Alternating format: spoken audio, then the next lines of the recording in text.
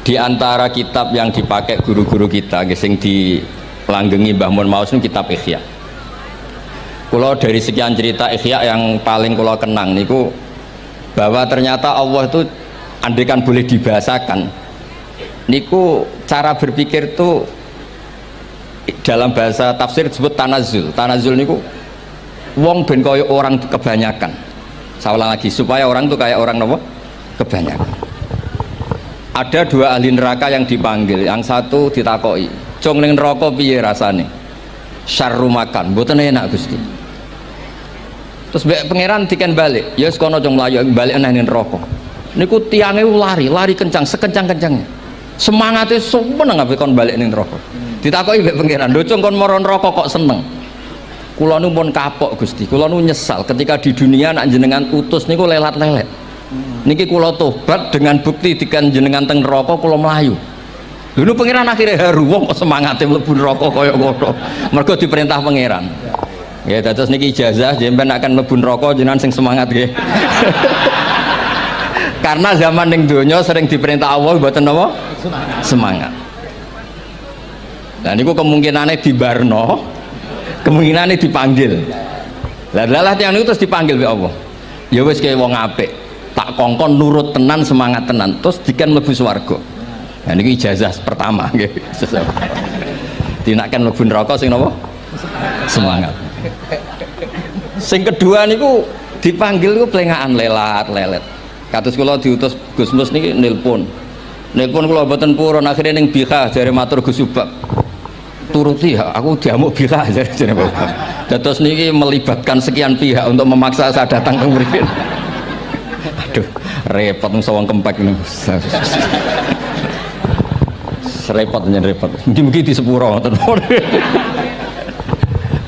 Yang kedua niku diken mlebu neraka malih ku lelat-lelet, ndelok pangeran mboten semangat.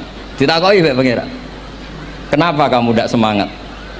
"Saya itu tidak pernah ngira jenengan yang baik sudah masukkan saya ke surga, kemudian jenengan nyuruh lagi saya ke neraka. Saya tidak pernah mengira engkau itu seperti itu." Terus Allah nggih, "Ana indadzoni abdibi." Ya ora apa-apa, swarga wae swarga. Ini dua ijazah untuk sampean supaya bisa masuk napa? Swarga. Terus kita tidak pernah tahu napa Gustofa ngundang kula nyenengno wong akeh ganjaran, napa meksa wong alim dosa, mboten ngerti kula carane. Karena dalam ilmu usul fikih, kembali ke usul fikih, kula nu gak ada khazanah kathah tentang debate pangeran kalian nabi ini. Kathah, mboten satu dua contoh di beberapa kitab tafsir. Suatu saat kula sering cerita niki, suatu saat Khalilur Rahman Ibrahim itu kedatangan Israel. "Kamu mau apa? Mau matikan jenengan?" Kata Nabi Ibrahim, "Harra'aital khalil yumitu khalilah." Mosok aku kekasih pangeran dipateni, mosok orang yang dicintai membunuh yang dicintai. Orang yang mencintai seseorang kemudian membunuh yang dicintai. Tidak ada itu. Akhirnya Israel matur teng pangeran. Cara politiknya ngeten, wau sing cara lagi seneng ngendikan politik. Wani kiai lengser jare beliau. Ono. Nah kula niku ahli tauhid wis pancen kodok kodare ngoten mawon, mboten berpikir ruwet-ruwet. Terus Israel kan mboten biasa logika, kan malaikat itu SOP kan, mboten biasa logika.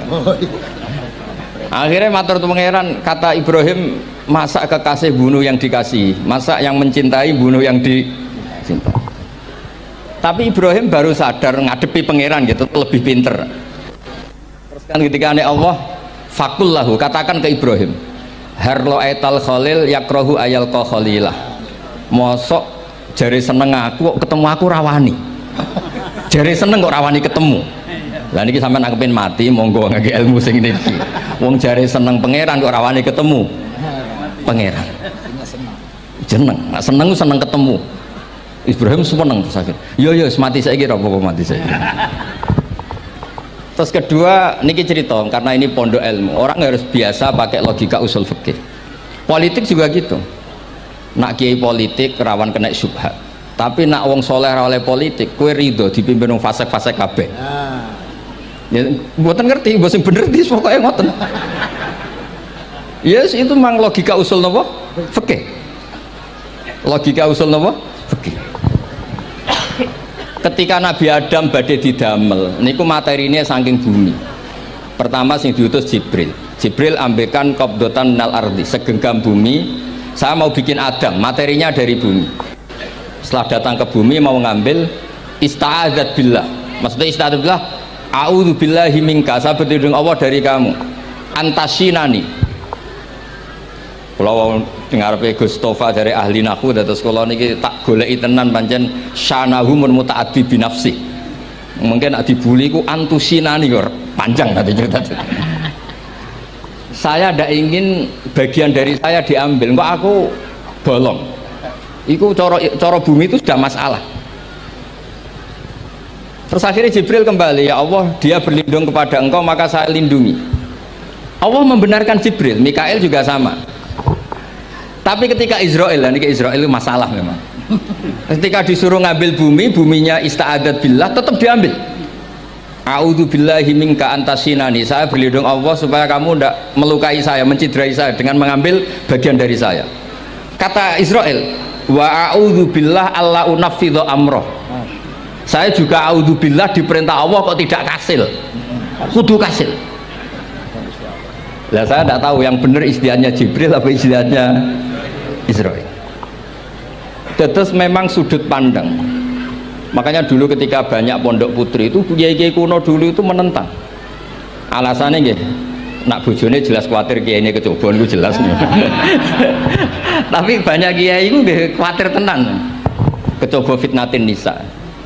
Tapi ketika logikanya dibalik, apa kamu ridho para perempuan-perempuan muslimat itu tidak dapat pendidikan apa? Agama, hanya karena orang soleh tidak punya nyali, tidak punya peduli mengajar. Tapi dia sakit diwalik. Ustadz sing imane pas-pasan niku kowe ridho nak kecoba. Sampean milih mana? Ridho kecoba apa ridho bodoh? Nah, logika-logika usul fikih ini yang kemudian dipakai Wali Songo. Dipakai Wali Songo kemudian membiarkan sekian tradisi yang insya Allah itu salah sebetulnya. Tapi tidak sebanding dengan asmane Allah Subhanahu wa taala. Misalnya begini. Nggih niki dirungokno mawon. Sampeyan ra paham mboten napa-napa. Sampeyan nak ra paham wis anggap ae tawadhu. Sepantese wong awam yo ora paham. Nak paham dadi kiai. Terus biasa mawon sampeyan nak ra paham aja tersiksa. Umpamane jenengan mboten kiai kok kon paham. Nah sampean pinter kados kula mestine ora ngrungokno, semangate hasud. Terus rivalitas perkara. Nah cara Mbah Mun nak cerita ngoten, dhisik ke zaman bodoh iku angger kiai mbok cucuk. Bareng padha kiai niku koyok saingan. Niku pun sunatullah ndak bisa dihindari, niku pun sunatullah. Terus kembali lagi ya. Logika-logika usul fikih niku dipakai oleh Wali Songo. Ngeten ada cerita ini rungokno nonton. Itu sudah saya cek di beberapa riwayat termasuk di Musnad Imam Ahmad. Ada orang ini bukti teorinya Wali Songo itu benar. Wonten tiyang gadah kesalahan. Niku dokumen kesalahan niku madul basor sepanjang mata melihat. Wes ngoten jumlahnya 99 bok.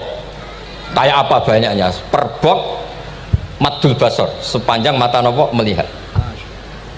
Ketika dia ditanya Allah itu kalau tanya demokratis. Adzolamat kakatabati, jangan-jangan malaikat saya sentimen kalau kamu jelek ditulis, kalau baik enggak Gusti. Afalaka udhurun, jangan-jangan kamu saat salah itu punya alasan. Enggak Gusti, ya memang salah.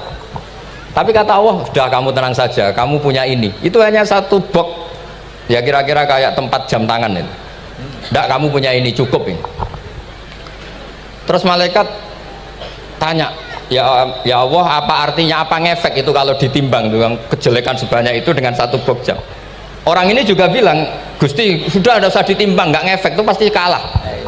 Tapi setelah ditimbang menang yang satu box kecil tadi, karena di situ ada la ilaha illallah Muhammadur Rasulullah. Jadi malaikat diancam sama Allah, kamu berani tidak mempertimbangkan nama saya? Apapun banyaknya box itu dosa itu tidak saya. Kalau ini la ilaha illallah itu nama saya. Kamu berani tidak mempertimbangkan nama saya? Ya tidak berani Gusti, ya harus dimenangkan. Nah itu Semalane kok pengajian ini ya ono ikhtilatur rijal wan nisa, tapi baru kayak ngaji di sepuro. Ya aja muni halal tapi ya aja muni terus gak ono faedahe. Sepuro. Di sepuro insyaallah. Karena kalau nuruti harus steril halal tuh kayaknya ndak bisa. Terus di situ ditutup fala yaskulu ma'asmillahi ta'ala syai'un. Dibanding asmane Allah Ta'ala sesuatu itu ndak ada nilainya. Pasti menang Allah Ta'ala. Sehingga banyak ulama ngendikan kowe nak berdosa, bersalah maca iki-iki.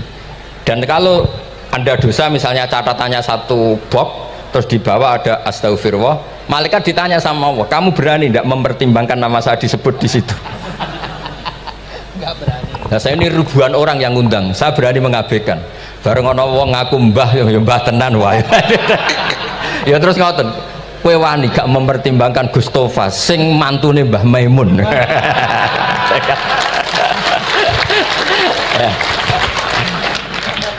Semoga cara pandang malaikat nanti seperti itu. Tapi nanti kalau malaikat cara pandang, mbah kok tukang makso putu. Ya, itu mbah model opo. Nah, saya ini sudah ngalah satu kali. Berikutnya logika kedua yang insya Allah terbangun di kalangan malaikat, yaitu mbah ora oleh maksa napa putu. Ning dinggon mbah yang baik putune dolanan di barno. Ini ora. Putu lagi asik-asik dolanan. Rene. Penyapu. Nah, itu udah jenis mbah yang baik. Terus kalau suwun lah ngaji usul fikih yang serius karena itu menjadikan kita bermartabat. Kulo niku sering lepas jenazah tangga-tangga kulo nggih penggane ndelok TV, nak bengi nggih ngelamun, ngayal sugih, kadang yo ngapalo tikus sing liwat dhuwure saking ora ana penggawean. Tapi kulo nang lepas jenazah ini orang baik. Sampai bojone protes, "Apik apa lho Gus angger bengi iku mau ngelamun ngitung tikus liwat, ngitung apa." Terus kulo matur, ngitunge aja ngono, ngitunge tarokal ma'asiya. Wong ning omah itu artinya tidak dugem, tidak melakoni maksiat. Itulah yang menjadikan usul fikih itu ilmu yang sangat terhormat. Coba kalau Anda jadi pakar usul fikih kayak saya, mau kaji betul usul fikih. Orang tidur semalaman jangan bahasakan tarokat tahajud, wa tarokal witro, wa taroka qiyamal lail. Tapi bahasakan taroka zina, wa tarokal ghibah, wa taroka kada wa kada minal ma'asi. Keren buatan? Keren. Kalau kamu udah ahli usul fikih maka kiai kok amen turu, kiai kok guyon suwengi. Lu kiai guyon sungi itu melawan kiai itu ustaz juga manusia karena bengiku ya kepen nonton tapi kan buatan pantas akhirnya korbannya santri ini dijak guyon gak jelas lah apel nih rodo ya ora pantas ngelawan nafsu itu berat caranya ya dilalek-lalek no guyon itu lah muka-muka malaikat kabeh ahli usul fikih nganggep ngono iku perlawanan terhadap keinginan umpama maksiat. Malaikat ngaji orang. Makanya itu disebut di kitab usul fikih Tanghubul Usul itu izma min mubahin illa wa yatahaqqaqu bihi tarku haramim ma.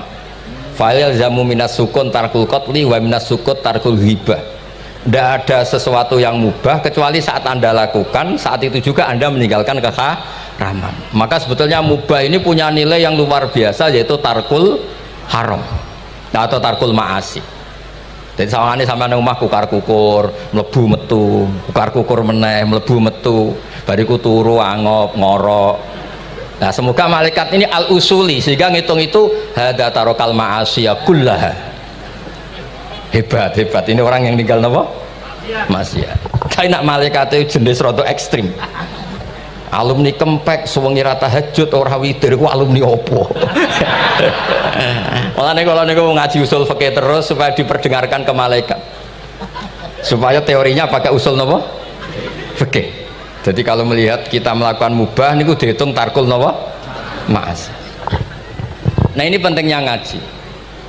Kalau nate ditanya sama seorang dosen, "Gus, masa iya Quran yang katanya mutu semutu-mutunya kemudian ada ayat kulu washrobu mosok urusan mangan gak usah disuruh orang juga makan terus kualitasnya kulu washrobu itu di mana?" Terus kalau jawab terus sorokan yang penting apa? rapat utawa seminar. Ndak ada rapat, ndak ada seminar itu kamu ndak mati, tapi kalau nggak makan itu mati. Penting mana? Ya penting makan. Lah iya, jadi orang itu lupa kalau sesuatu yang seserius itu karena menjaga nyawa, yaitu makan. Terus karena makan tuh hal yang murah dianggap biasa, itu bahaya.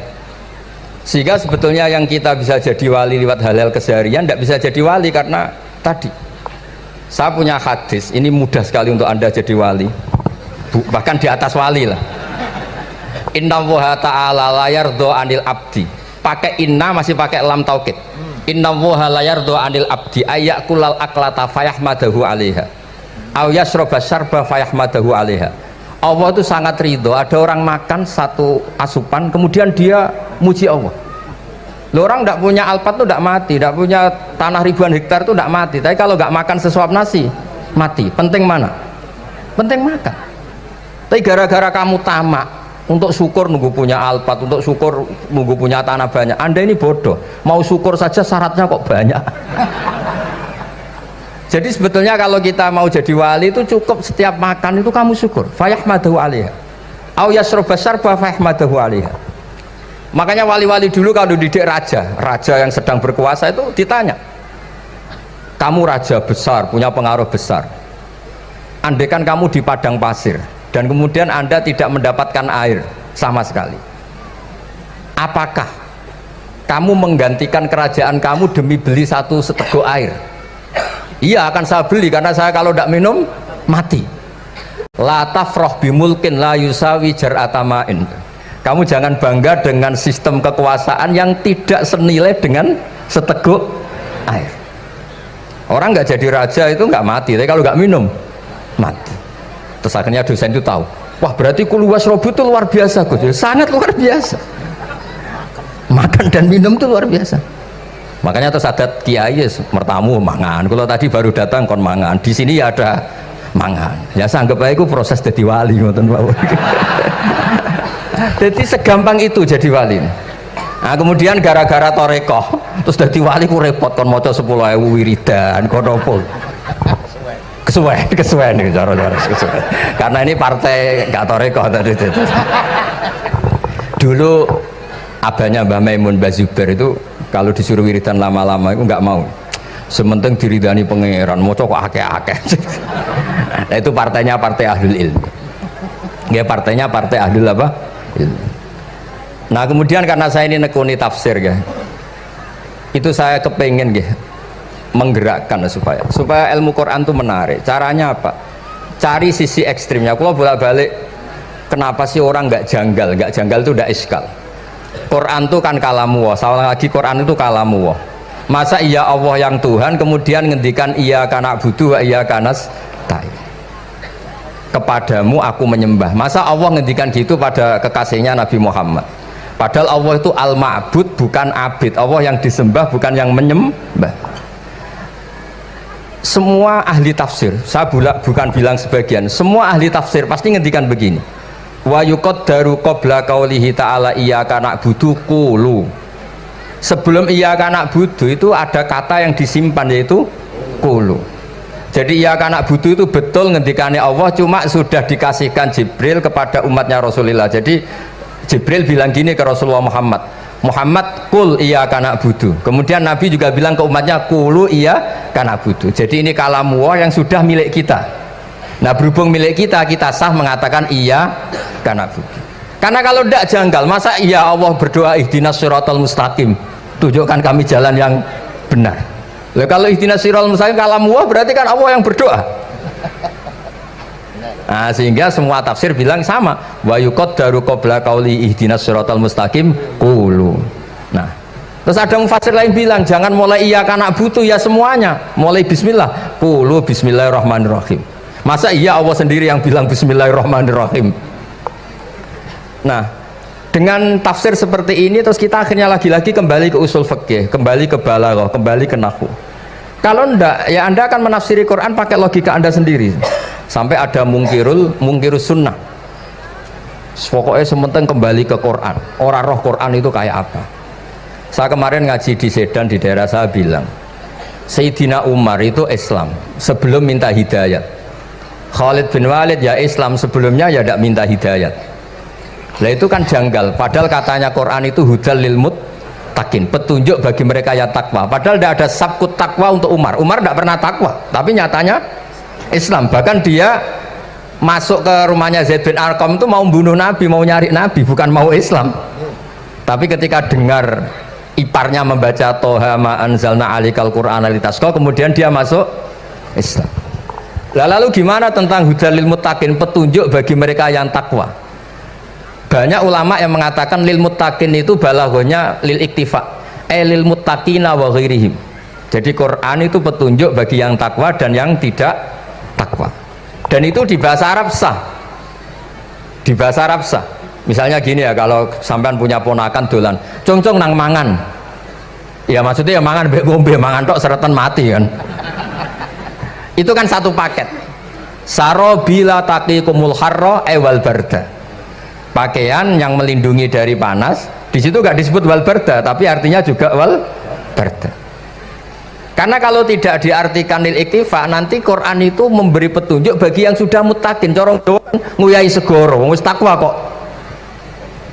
Nah ini kita butuh ahli tafsir yang al usuli, karena itu yang menjadikan Quran punya kualitas lagi.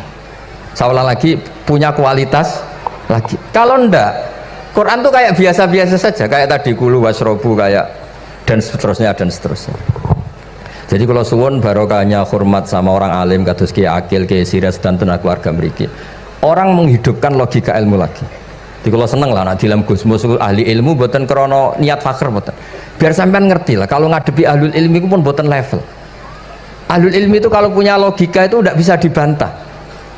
Saya beri contoh sekian contoh yang nyata yang diajarkan Rasulullah SAW. Nabi itu pernah mau dipermalukan orang karena Nabi ngendikan la adwa wala tiarata, tidak ada penyakit menular. Terus ada orang iseng kok onta yang kena kudisen itu dijejerkan yang waras ikut kena kudisen. Terus orang ini tanya, ya Rasulullah ini tadi sehat tapi kena onta yang kudisen ikut kudisen. Nabi tanya lagi, faman a'dal awal, yang kudisen pertama ketularan siapa? Wah itu dari Allah ya, maksud saya seperti itu. Jadi ada terus orang-orang kafir itu cara berpikir aja alal alihata ilaha wahida inna hadalah syai'un ujab. Muhammad ya tentu mereka masih jangkar. Muhammad problem kita ini banyak. Kalau Tuhannya satu tidak cukup. Ada problem kredit macet, ada problem macam-macam kan, utang piutang macam-macam. Kalau Tuhannya satu tidak cukup. Kita butuh Tuhan banyak karena problem kita banyak. Lalu Nabi mengajarkan mereka apa logika yang dibangun. Kalau kamu jadi buruh, kemudian majikan kamu banyak, semuanya merintahkan kamu bingung nggak? Ya bingung. Tuhan kamu itu majikan kamu, kalau banyak-banyak perintah semua kamu yang bingung. Ya sudah mat, Tuhannya satu saja. Itu disebut dorobawa masalah rojulan fihi syuraka umutasakisuna warojulan salamal lirrojul. Nah sekarang itu kita ini mulai kehilangan fatonahnya Rasulullah SAW. Nabi dulu itu kalau nerangkan ilmu itu logikanya gampang sekali. Logika yang dibangun tuh gampang sekali. Ada orang cerita, ya Rasulullah saya ini ada sekian anak saya, yang paling saya cintai satu. Apa saya boleh melebihkan yang paling saya sayangi dalam pemberian? Nabi jawabannya itu tidak langsung jangan enggak. Apakah kamu berharap bahwa mereka semuanya baik ke kamu? Iya semuanya saya ingin baik ke saya. Ya kalau gitu jangan ya. Kan tidak fair kita mengunggulkan yang satu, melebihkan yang satu, sementara kita berharap semuanya baik. Itu tidak fair kata Nabi. Jadi dulu Nabi itu terus ini yang cerita fikih. Dulu Ahlul Madinah itu mangga itu masih pentil sudah dijual. Pentil dijual harganya 2 juta. Masa iya pentil harganya 2 juta? Karena dengan asumsi sudah jadi mangga. Tapi ketika Nabi datang di Madinah dan penduduk Madinah itu abkhosna sikailan, orang paling buruk dalam pertimbangan dalam jual beli, Nabi cara ngendikan itu unik. Aro'aitum lau anna waha yamna'us samra fabima yastakhillu ahadukum mal akhi. Kalau pentil ini ternyata kena angin terus kemudian tidak jadi buah, lalu kamu nerima uang 2 juta itu atas nama apa? Atas nama beli pelem, nyatanya belum jadi mangga. Mosok kalau pentil seharga 2 juta. Semenjak itu terus Ahlul Madinah sadar kalau jual buah itu nunggu ba'da budui solahiyah, setelah samroh ini berbentuk. Tapi Nabi tetap ngendikannya pakai logika. Nah sekarang banyak kiai yang sidik-sidik neraka. Sebenarnya Nabi itu ngajari logika. Ada pemuda dia itu hipersek, mau masuk Islam tapi tetap boleh bebas. Saya ini ingin Islam tapi jangan larang seks bebas. Wah itu sahabat semuanya melarang ketemu Nabi karena ini ngawur betul, masa pamit Islam kok. Tapi setelah gaduh, Nabi tanya, kenapa gaduh? Ada pemuda mau masuk Islam tapi yasta'izinu fi zina, dia minta izin supaya tetap boleh zina. Kata Nabi, suruh saya ke sini. Setelah datang di depan Rasulullah, logika yang dibangun Nabi itu luar biasa. Atuhibbuhu li bintik, kamu suka punya anak putri kemudian jadi demenannya orang laki-laki hidung belang? Ya enggak, saya bunuh orang itu. Andaikan itu ke ibu kamu, saya bunuh orang itu. Atuhibbuhu li bintik, atuhibbuhu li ummik, atuhibbuhu li ukhtik, atuhibbuhu li kholatik. Kamu suka punya anak putri yang jadi demenannya orang? Ya tidak suka ya Rasulullah. Kamu suka kalau punya ibu didemeni orang banyak? Ya tidak suka Nabi. Sampai otaknya itu yastakbihu zina, sehingga otaknya itu wah zina itu buruk betul. Akhirnya ya Rasulullah sudah, saya mau se-Islam tanpa zina-zina. Karena logika yang dibangun Nabi itu luar biasa. Nabi pertama mengingatkan atuhibbuhu li bintik, atuhibbuhu li ummik, atuhibbuhu li ukhtik, atuhibbuhu li kholatik. Sampai dia ini nggak bisa apa-apa. Sudah Nabi sudah. Jadi logika ini yang harus kita waris. Lagi-lagi kembali yang bisa waris itu ahlul ilm. Sama itu kan kayak diskusinya Nabi Yahya dan Nabi Isa. Nabi Yahya itu suka berkawan orang-orang soleh. Setiap berkunjung di mana itu nyari yang orang-orang soleh. Ditanya kenapa kamu berkawan orang soleh? Ya berkawan orang soleh itu asik. Tapi kalau Nabi Isa enggak. Kalau ada desa-desa yang masih hitam, masih merah itu dikunjungi kemudian dibina.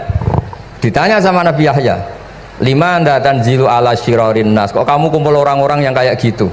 Jawabnya beliau, innama ana tabibun udawil mardo. Di mana-mana Nabi itu ya dokter, di mana-mana dokter menyembuhkan yang sakit. Jadi dulu logika kebalikan itu dibangun, sehingga dulu ulama khilaf itu ikhtilaful a'immah apa? Rahmah. Masyhur itu. Saya sering cerita dan itu ada di kitab Khilyatul Auliya. Nabi Yahya itu lebih ceria.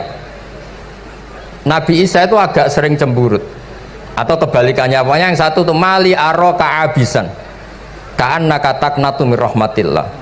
Kamu kok sering cemburut, seakan-akan rahmat Allah itu terbatas, wong kok ora iso syukur. Yang satu gojlok mali aro ka dohikan ka'annaka ta'manu min makrillah. Kowe kok guya-guyu, kok is bebas kok neraka wae gitu. Nah, sehingga ya itu tadi sudut pandang. Makanya saya sering cerita dulu kalau Said Abdul Al-Haddad itu tanya, "Cung kowe ngaji sopo?" "Ngaji si A." "Kiaimu tahu nangis?" "Ndak." "Ojo ngaji, kiaimu ati atos, kiai kok ora iso nangis." Tapi kalau Abdul Hasan Asadili kebalikan, "Cung kowe ngaji sopo?" "Ngaji si A." "Kiaimu tahu guyu nak ngaji?" "Mboten nate." "Ora usah ngaji wong ora iso syukur." Jadi nah itu yang akhirnya menjadi keseimbangan khaufau wa tama. Ada khauf, ada apa? Roja. Sehingga karena sudut pandang itu nggak bisa dihilangkan, sawalangnya nggak bisa dihilangkan.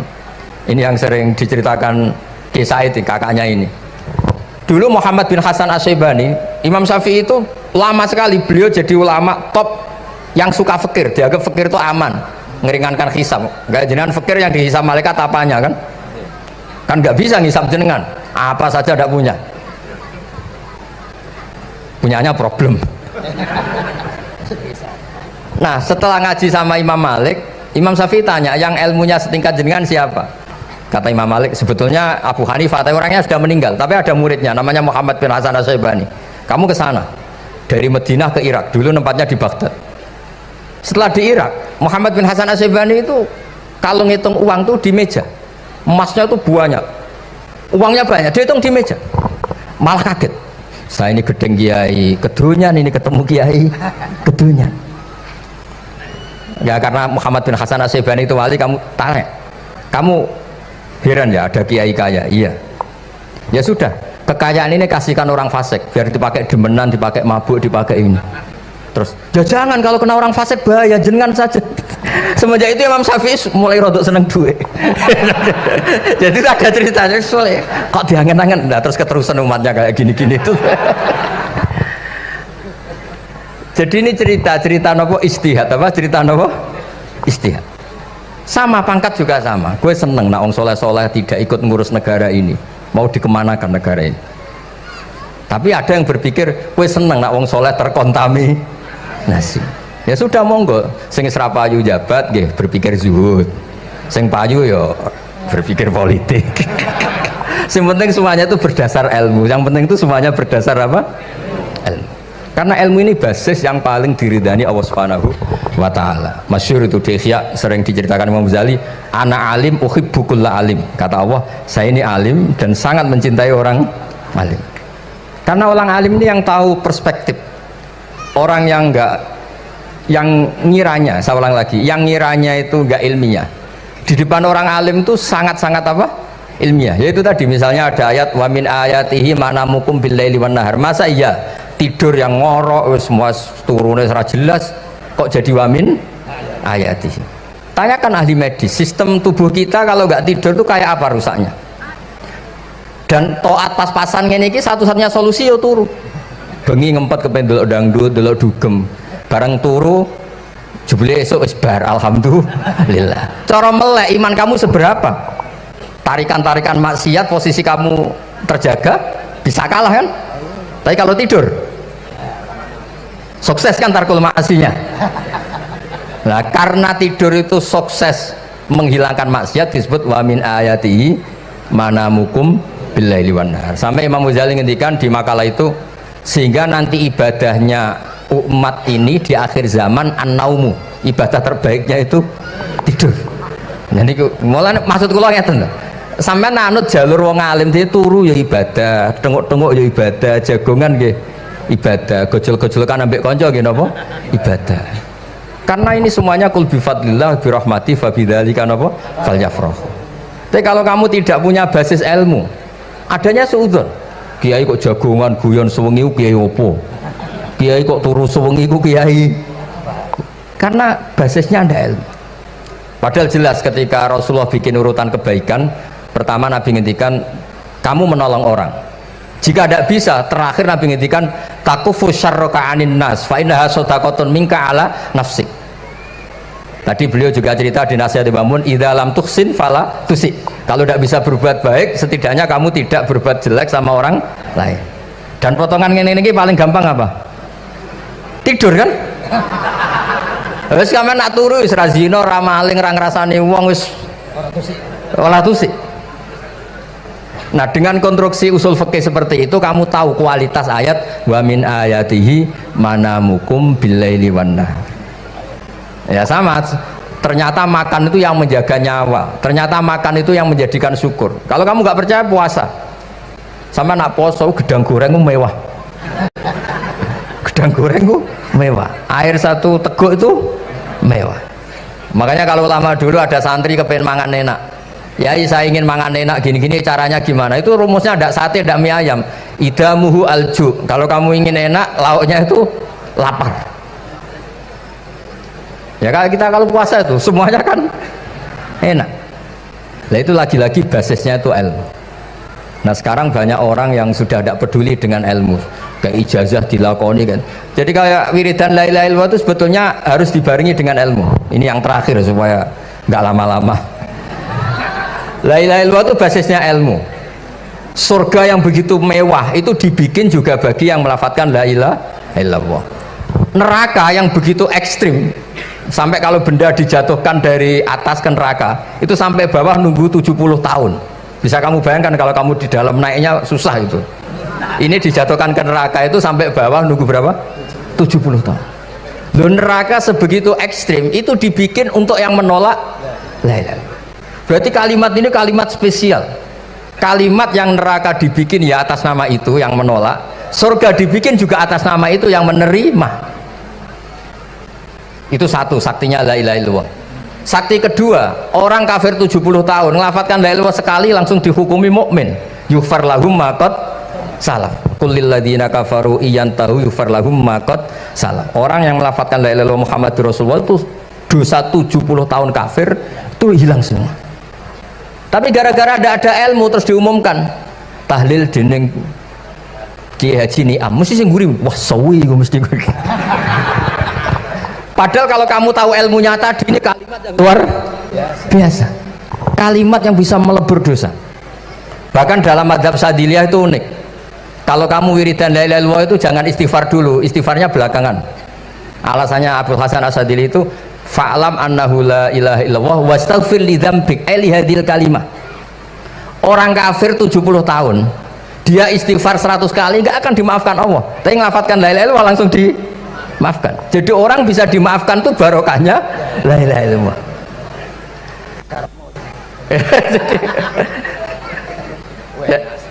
Ya kan? Jadi orang kafir 70 tahun wirid istighfar 100 kali atau 1000 kali dimaafkan enggak? Enggak kan? Tapi kalau membaca la ilaha illallah dimaafkan. Jadi istighfar tuh ngefek positif itu kalau dibarengi la ilaha illallah. Makanya wastaghfir li dzambika bihadil kalimah, cara Hasan. Kamu boleh istighfar berdasar hadhil kalimah, berdasar la ilaha illallah. Tapi terus kemudian ya thariqah itu banyak, itu urusan rasa. Justru karena la ilaha illallah kalimat thayyibah harus disucikan dulu. Caranya istighfar dulu. Nah itu urusan monggo lah. Tapi apapun itu basisnya harus napa? Ilmu. Basisnya harus ilmu. Jangan malah sentimen. Wong di kuburan wiridan la ilaha dihukumi kafir. Nah, itu kan aneh. Wong kalimat ini yang kafir saja menjadi muslim, sekarang yang muslim menjadi kafir. Itu faham kok seaneh itu gitu kan. Ya karena basisnya ada ilmu tadi. Coba kalau basisnya ilmu, itu kan aneh betul. Hadil kalimah kalimatun soro bihal kafiru musliman, fakaifa sorol muslimu bidzalika kafiron. Ini kalimat yang kafir saja menjadi muslim. Masa dengan kalimat yang sama yang muslim menjadi aneh gak? Aneh. Jadi kalau suwon, pokoknya basis ilmu harus sekuat-kuat. Caranya gini agak kiai kon sregep mulang ojo politik terus ngoten. Tapi politik itu bagian dari ilmu, wis ra iso diterangno lho. Nggih ngoten mawon. Assalamualaikum warahmatullahi wabarakatuh.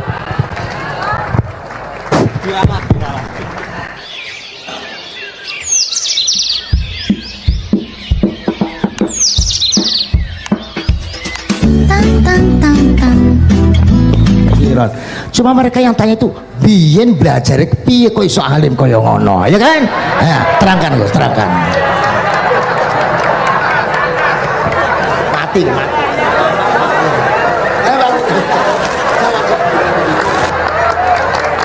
Setuju kan? Setuju? Sila. Asal dakaik.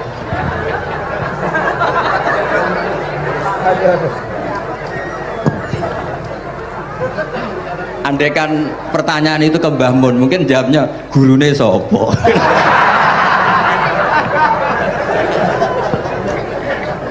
Tapi mungkin kalau ke mbah-mbah saya ya juga bapaknya nih pihak juga Pak Abdul Aziz, mungkin putuku.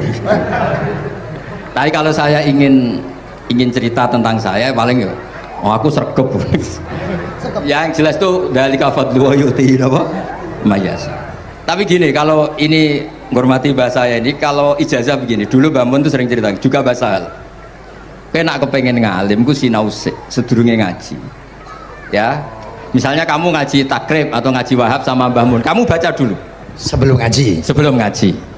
Nah, setelah dibaca, misalnya kamu baca rofa, kok Mbah Mun baca jer, kamu baca jer, Mbah Mun baca rofa, berarti goblok tulen. Karena semua teori Anda kok salah.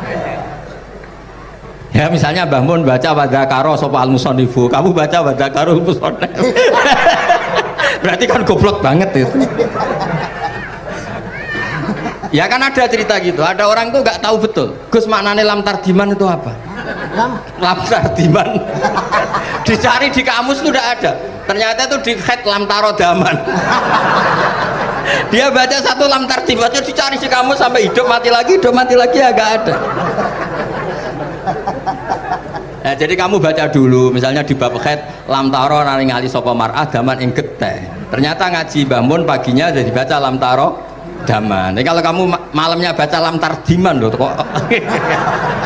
Jadi itu kata Dewi Mbah Mun mergo sorokan kabeh santriku ora mungkin. Carane ngecek kebenaran Anda itu mau sik.